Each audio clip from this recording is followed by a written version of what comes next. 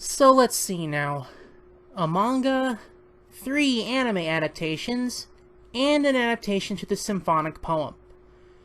Kimba's getting a decent lineup here. The 1960s, the late 1980s, and 1990s. So now, I believe it's time for us to get into the bigger stuff. The big hour-long stuff. The movie stuff. Wait, why are you here? Sorry fellas, the 1997 film's gonna wait just a little bit longer. Because now I've got a different movie. The actual first movie. Jungle Emperor theater version. And many people thought the 1997 film was the first big screen debut. This is actually a kind of strange yet interesting piece in Kimba's history. You see, this 1966 film, nothing to do with the sequel, was created from a pure praise of the 1965 anime. And this film actually was created by reusing episode scenes and footage and mixing them into a single film. It's like making YouTube videos. Now, it took me a while to actually get this together because of just how hard it is to actually find this online, making this a rare thing to actually view today. That didn't mean it wasn't televised. It actually aired in Cartoon Network Japan in 2006, and in 2008, it actually got itself an English subtitled viewing in the United Kingdom. Too bad I couldn't find it anywhere, and only got the Chinese one instead. Oh well. Given how this is literally using episodes and putting them into a movie, I can understand the plot just enough to know what's going on. Odds are this is going to be a pretty short review because many of my points I usually make are kind of already done here, you know, in the 1965 anime.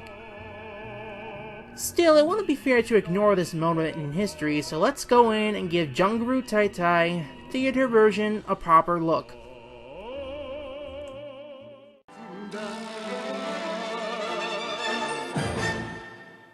Story. As I previously mentioned, this film was created by using various episodes of the original anime and putting them together.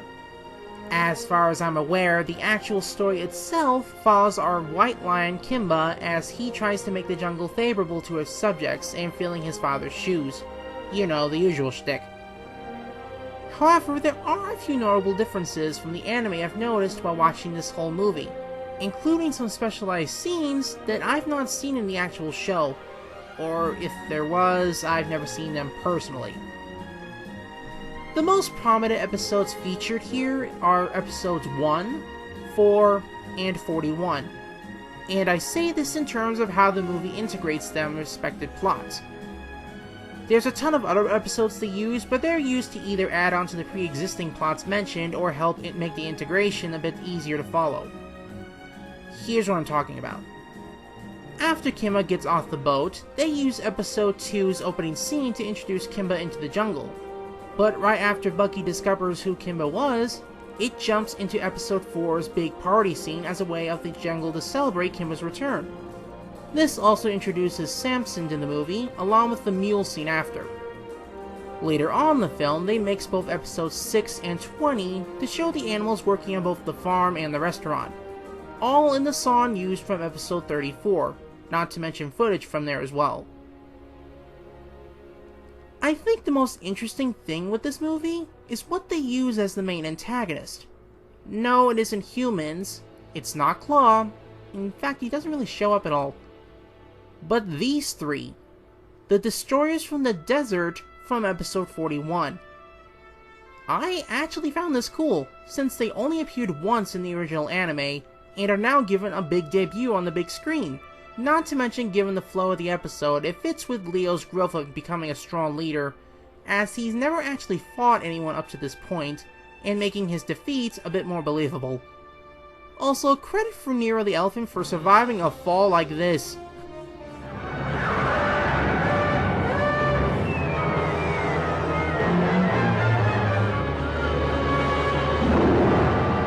In truth, I wish I could elaborate on this more, but again, no English, so I'm just taking it at face value. Still very good though. There is, admittedly, a few tiny little things that I don't think worked well. And one of those is Leia's introduction. She kinda just pops out of nowhere with not even a small mention or build up to her just jumping in to help Kimba here. Nice they included her, but some build up would have been nice. I mean, they done that with Samson and basically everyone else, so why not her? Another detail is with Ponja's hide. Not the fact that it's in the movie at all, they actually included it pretty well, but it's something they did later on that kinda confused me. They integrated episode 8's Song to his father's song, in which Kimba encourages himself to go on to fight.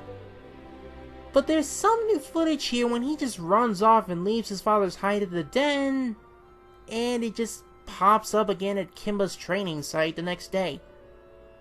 How'd it get there? I guess it had to be there to integrate episode 39's talk scene, but it's still weird to find it just popping up there. The original episode had Kimba wear his father's hide and running around with it, so if they kept that in there, at least it would have made more sense as to how it got there in the first place. So that's plots. What else can I talk about? The voice acting's more impactful and emotional here, though it's not English, so take that how you will. The animation's on par with the anime's 1965 style. New scenes are not, so decent enough with the same flaws and strengths. Characters play off the roles they were made to do, but without the English subtitles, I can't really confirm anything, so I'm just gonna take it and assume they're the same as the show. Artwork's the same as before, so it's okay. The music's nice, and this had quite a few songs in there too from the original anime, so that's nice too. None of them bad per se. Sheesh. You know, I did say this was going to be a short video, did I? Well, final thoughts. I say this film is decent. The idea that the creators of Kimba would reuse a TV series to create a movie is something Kimba's only ever done in my knowledge. So kudos to them for making something enjoyable with the materials they had on hand. It's hard to find, but feel free to check it out if you're curious. Oh, and by the way, if anyone knows where I can watch the English subtitle version of the movie, please let me know and maybe I'll make a follow-up on this review.